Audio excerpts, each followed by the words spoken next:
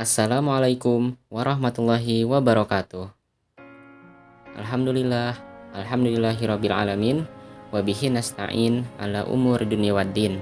Assalatu wassalamu ala asyrafil anbiya'i wal mursalin, sayyidina wa maulana Muhammadin wa ala alihi wa sahbihi ajma'in.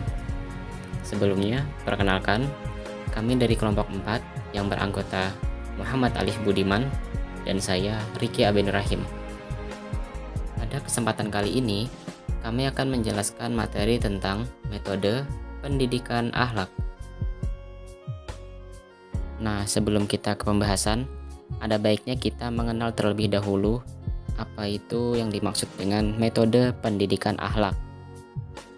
Jadi, metode itu berasal dari bahasa Yunani, yaitu meta dan hodos, yang dapat disimpulkan artinya adalah cara ataupun jalan untuk mencapai suatu tujuan tertentu.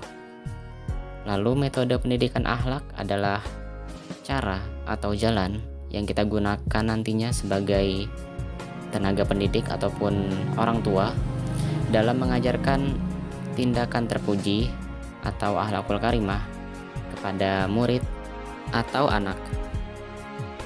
Di dalam materi kami terdapat 4 macam metode pendidikan akhlak. Yang pertama yaitu metode keteladanan atau uswah al-hasanah. Lalu metode yang kedua, metode pembiasaan. Metode yang ketiga yaitu metode ceramah atau nasihat. Dan yang terakhir, metode pemberian hadiah dan hukuman. 1. Metode keteladanan. Anak-anak memiliki kecenderungan atau sifat peniru yang sangat besar. Maka, metode keteladanan adalah metode yang paling baik bagi orang-orang terdekat anak tersebut, yaitu orang tua dan guru. Orang tua mempunyai pengaruh yang paling utama karena tumbuh kembang anak menjadi tanggung jawab yang harus selalu diperhatikan. Keteladanan dalam pendidikan adalah metode yang paling meyakinkan keberhasilannya dalam mempersiapkan dan membentuk anak di dalam moral, spiritual, dan sosial. Hal ini karena pendidik adalah contoh terbaik dalam pandangan anak yang akan ditirunya dalam tindak-tindakannya dan tata santunnya. Jadi pada intinya, pendidik, yaitu orang tua dan guru, harus bisa menjadi sosok panutan atau contoh teladan bagi si anak. Orang tua dan guru harus bisa memberikan contoh-contoh yang baik dalam bertutur kata, berperilaku, sehingga anak akan meniru perbuatan-perbuatan baik tersebut. Yang kedua yaitu metode pembiasaan.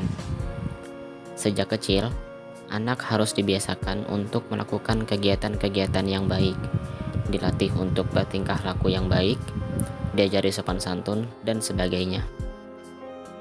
Mendidik, melatih, dan membimbing anak secara perlahan dengan kontinuitas adalah hal yang wajib diterapkan pada anak agar dia dapat meraih sifat dan keterampilan dengan baik, agar keyakinan dan akhlaknya tertanam dengan kokoh. Nah, jadi pada dasarnya sifat, karakteristik, tabiat itu lahir karena adanya kebiasaan.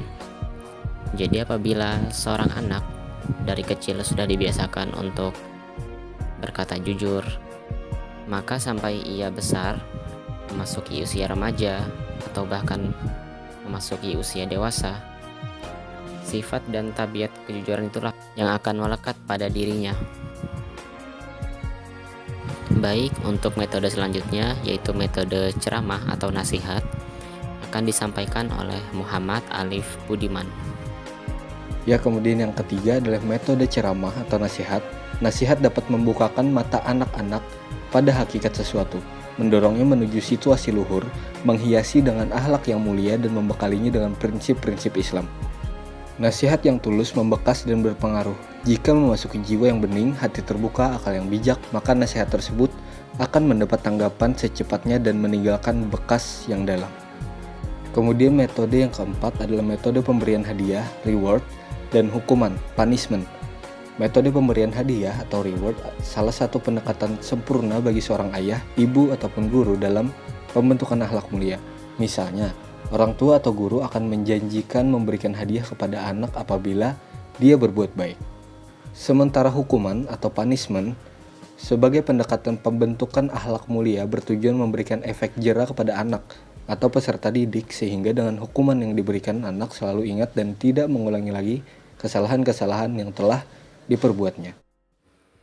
Ya, itulah tadi materi kami tentang metode pendidikan akhlak. Kami dari kelompok 4 mohon maaf apabila ada kesalahan, dan akhir kata, wassalamualaikum warahmatullahi wabarakatuh.